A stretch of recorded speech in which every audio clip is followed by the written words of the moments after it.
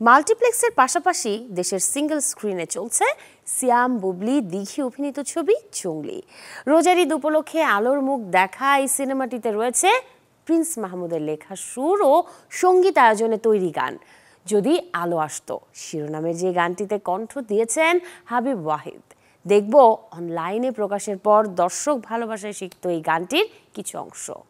যদি একটু আলো আসতো, যদি সত্যি ভালোবাসতো, তবে কেউ কাউকে ছেড়ে যেত না।